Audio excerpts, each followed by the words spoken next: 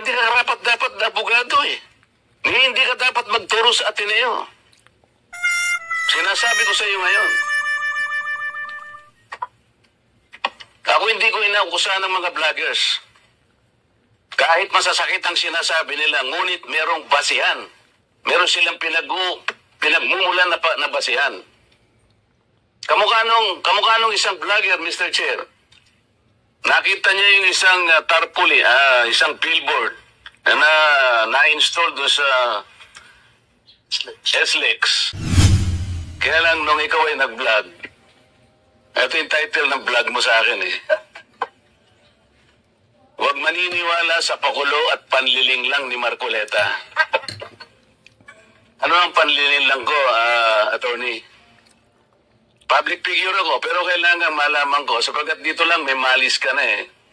Una, hindi mo ako kilala, ikaw hindi rin kita kilala. Pero dito lang the title pa lang. Huwag maniniwala sa pakulo at panlilin lang ni Marcoleta. Attorney, kahit kailan wala akong nilinlang na mamamayan ng Pilipinas.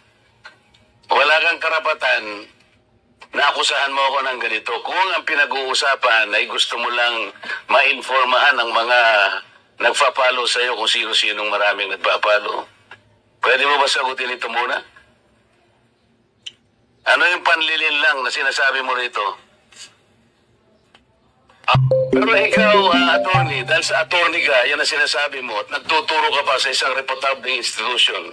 Dito lamang sa title mo eh. Huwag maniniwala sa pakulo at panliling lang ni Marcoleta. Pagkatapos tatanungin kita ngayon, kung anong panliling lang ang ginawa ko, wala ka man lang masabi. Kaya naman kitang i-demanda pero hindi na kita pagtitsagaan eh. Kung ikaw lang. Gusto ko lang malaman ng mga tao na walang basihan tong ginagawa mo. Para sa akin, sapat na. Nakabayaran sa'yo. O total, hindi na siya makakimo, Mr. Chair. Tatigilan ko na siya. And with that, Congressman Marcoleta, that will serve as your... Huwag sa liwasan. Yun yung kasi, pag sa liwasan... Tony, huwag mong nililihis ang usapan, ano? Ang pinag-usapan yung panlilin lang na sinasabi mo at pakulo. Walang kinalaman yung rally ng INC dito. Doon ko po kita, Honorable Congressman... Anong panlilin lang ginawa ko doon sa rally? Yung po yatang speech nyo doon Hindi pa yata, kailangan siguruhin mo. Nagsalita ko doon, anong parte ng speech ko ang nilinlang ko ang mamamayang Pilipino? Honorable Congressman Marco, yung reaction ko po yata yung speech nyo po doon sa... Ano nga, kung alam mo yung speech ko, ano yung panlilinlang doon? Tingnan ko po dito sa kung ano yung... Ang dami ko na po kasi naging content tungkol. Hindi ganoon. Ako kapag sinabi ko, alam ko ang pinagbabasihan ko. Kung makitang panlilang na ginawa ko sa ating mamamayan, ikaw, ang lakas ng loob mo na mag-vlog. Abogado ka pa naman. O ano? Gusto, panoorin ko po mamaya itong kung ano yung... Ayun ang hirap sa atin, Mr. Chair eh. Ano po kasi... Isip-isipin mo, bigla ka na lang gagawa ng isang vlog na ngayon ay tatanungin kita ng diretso, wala ka man lang masabi, kahit isang panlilin lang. At inakala mo, baka sakaling doon sa rally. Ibig mo sabihin, naharap ako sa rally pagkalaki-laki para manlilang lang ako ng mamamayang Pilipino? Ang isang tao, alam ko. Problema sa inyo, hindi ko nilalat ang vloggers, ano? Ako, hindi ko minamasama yung vlogs. Yan ay part ng ating free speech. Expression. At yan ay ginagaranti ng ating saligang batas. Totoo naman na kapag ka-public figures, hindi dapat balat sibuyas. Hindi kagaya ng balat sibuyas ni Kong Barbers, alam ko yan. Pero hindi nangangahulugan. Kailangan i-establish ninyo. I-establish mo. Ikaw ay abogado pa rin, kagaya na sinasabi mo, nagtuturo ka pa sa isang reputabling institusyon. At pagkatapos, tinatanong ko lang ngayon, ikaw ang nagbablog, Basta po tungkol po talaga yung naging topic ko po kayo tungkol dun sa rally ng... Ano nga yung sinabi ko sa rally? Nanganilang ako ng Pilipino. Wala ka man lang maisip? Ito yung uri theory mo na hindi kailangan talagang nagbablog eh. Nami-mislead mo yung mga tao, nililin lang mo yung mga tao. Ang dahilan ay hindi mo man lang masabi kung ano yung aking mga panlilin lang na sinasabi mo rito. Pakulo at panlilin lang. Hindi ganyan yung mga vloggers na kilala ko. Yung mga vloggers umaatake rin sa akin, pero hindi ako balat sibuyas. Sapagkat may basihan ang kanilang sinasabi. Yung pinag-uusapan siguro namin dito. Gusto lang niyang tingnan siguro kung ano yung... You wanted to defend your... Dapat nga mag-isbar pa yan eh. You have your time, Congressman.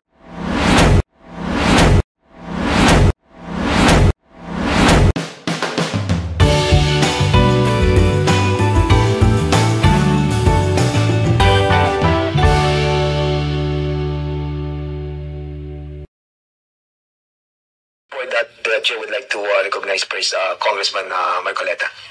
Thank you, Mr. Chair. Anong pangalan ng dalawa niya? Attorney yan? Ricky. Brother,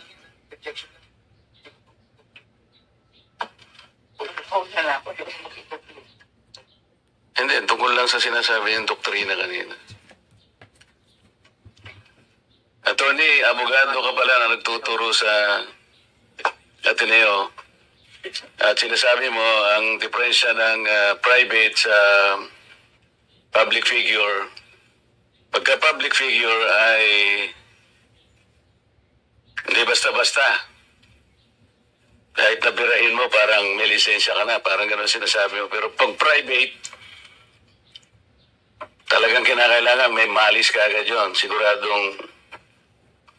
Kaya lang nung ikaw ay nag-vlog, ito yung title ng vlog mo sa akin eh. Huwag maniniwala sa pakulo at panliling lang ni Marcoleta. Ano ang panliling lang ko, attorney? Public figure ako, pero kailangan malaman ko, sapagkat dito lang may malis ka na eh. Una, hindi mo ako kilala, ikaw hindi rin kita kilala. Pero dito lang the title pa lang. Huwag maniniwala sa pakulo at panlilin lang ni Marcoleta. Attorney, kahit kailan wala akong nilinlang na mamamayan ng Pilipinas. Wala kang karapatan na akusahan mo ako ng ganito. Kung ang pinag-uusapan ay gusto mo lang ma-informahan ang mga nagpa-follow sa iyo kung sino-sinong maraming nagpa-follow, pwede mo ba sagutin ito muna? Ano yung panlilin lang na sinasabi mo rito? Marami na po kasi akong naging hindi ko ano yung particular na Ito pakikita ko sa iyo, ayan hindi ko po alam kung anong particular doon na Attorney, gumawa ka ng vlog. yes po, ako po Responsibilidad mo sa public ito, lalong-lalo na yung naniniwala sa iyo. Hindi ko maniwala kung paano mo silang napaniwala. Pero itong sinabi mong ito, may pakulo ako at panlilin lang. Ito yung sagutin mo. Hindi ako naniniwala hindi mo naalala ito. Mr. Chair? Mr. Chair? go ahead. Actually po, dun yata yan sa rally ng Iglesia ni Cristo na naging subject din ako po ng programa ninyo sa yung dalawang pong kasama Honorable Congressman Marcoleta. Ako po yung naging subject nyo doon ni Saganang Mamamayan. Kasi ako yung nag-comment na sabi ko, dapat yung Iglesia ni Cristo kung talagang malaki yung mobilization nila, doon nila gawin sa Luneta, huwag sa Liwasan. Yun yung kasi, pag sa Liwasan... Attorney, huwag mong nililihis ang usapan, ano? Hindi, Pinag-usapan yung panlilin lang na sinasabi mo at pakulo. Walang kinalaman yung rally ng INC dito.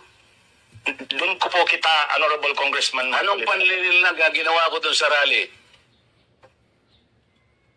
Yung po yatang speech nyo doon Hindi sa... pa yata, kailangan siguruhin mo. Nagsalita ko doon, anong parte ng speech ko ang nilinlang ko ang mamamayang Pilipino? Honorable Congressman Marcoleta, yung reaction ko po yata yung speech nyo po doon sa Ano nga, kung alam mo yung speech ko, ano yung panlilinlang doon? Tingnan ko po dito sa kung ano yung... Ang dami ko na po kasi naging content tungkol Hindi ganoon. Ako kapag sinabi ko, alam ko ang pinagbabasihan ko. Kahit matagal na yon, maaalala ko. Pag nilinlang ako ng isang tao, alam ko. Problema sa inyo, hindi ko nilalat ang vloggers, Ako, hindi ko minamasama yung vlogs. Yan ay part ng, ng ating free speech. expression. At yan ay ginagaranti ng ating saligang batas. Totoo naman na kapag ka public figures, hindi dapat balat sibuyas. Hindi kagaya ng balat sibuyas ni Kong Barbers, alam ko yan. Pero hindi nangangahulugan. Kailangan i-establish ninyo. I-establish mo. Ikaw ay abogado pa rin, kagaya na sinasabi mo, nagtuturo ka pa sa isang reputabling institusyon. At pagkatapos, tinatanong ko lang ngayon, ikaw ang nagbablog, oh. Basta po tungkol po talaga yung naging topic ko po kayo tungkol dun sa rally ng Ano nga yung sinabi ko sa rally na nanilang ako ng Pilipino? Wala ka man lang maisip? Ito yung uri mo na hindi kailangan talagang nagbablog, eh. Nami-mislead mo yung mga tao, nililin lang mo yung mga tao. Ang dahilan ay hindi mo man lang masabi kung ano yung aking mga panlilin lang na sinasabi mo rito. Pakulo at panlilin lang. Hindi ganyan yung mga vloggers na kilala ko. Yung mga vloggers umaatake rin sa akin, pero hindi ako balat sibuyas. Sapagkat may pasihan ang kanilang sinasabi. Yung pinag-uusapan siguro namin dito. Gusto nila niyang tingnan siguro kung ano yung mga seeds ng mga aming pinag-uusapan dito. Hindi ako balat sibuyas, pero ito, wala akong makitang panlilin lang na ginawa ko sa ating mamamayan. Ikaw, ang lakas ng loob mo na mag-vlog. Abogado ka pa naman. O ano? Gusto, panoorin ko po mamaya itong ano, kung ano Ay, ang hirap sa atin, Mr. Chair, eh.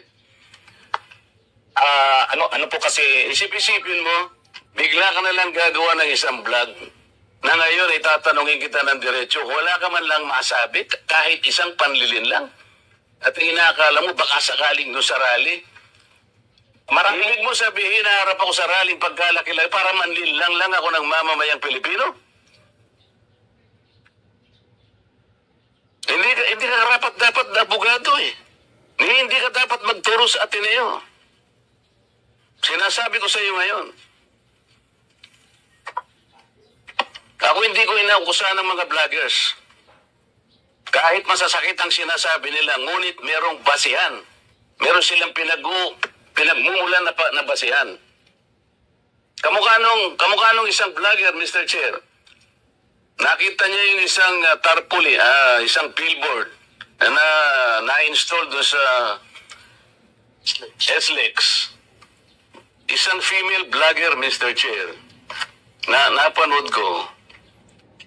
Itong si Marcoleta kanya, walang kahihiyan ito, ha. Nga pala, eh. At ikinahihiya na rin siya ng mga kapatid niya sa Iglesia ni Cristo.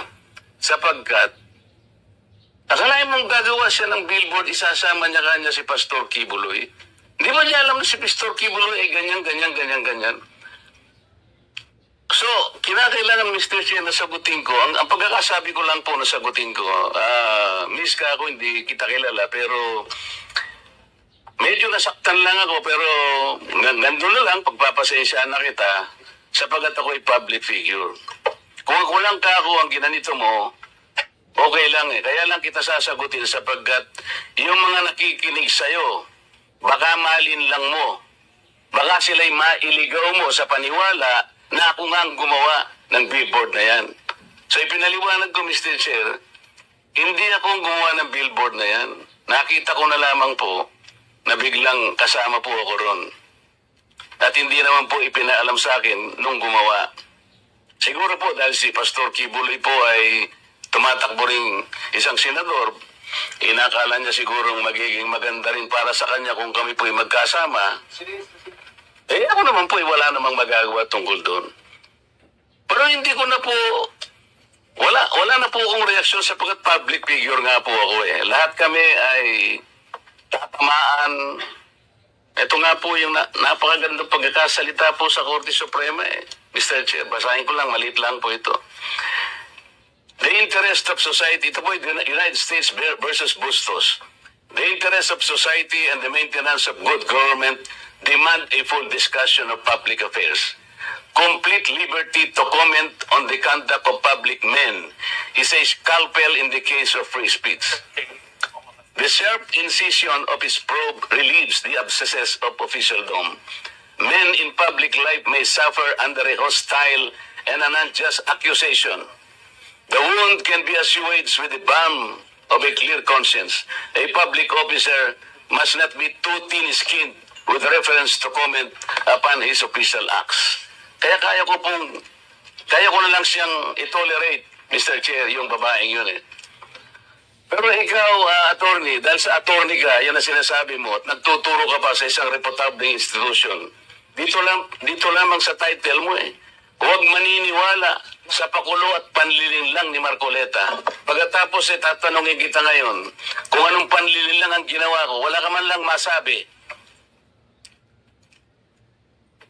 Kaya naman kitang i-demanda pero hindi na kita pagtitsagaan eh, kung ikaw lang. Gusto ko lang malaman ng mga tao na walang basihan tong ginagawa mo. Para sa akin, sapat na. Nakabayaran sa'yo. O total, hindi na siya makakimo, Mr. Chair. Tatigilan ko na siya. And with that, Congressman Marcoleta, that will serve as your time as interpolator. Ang haba ng interpolation mo.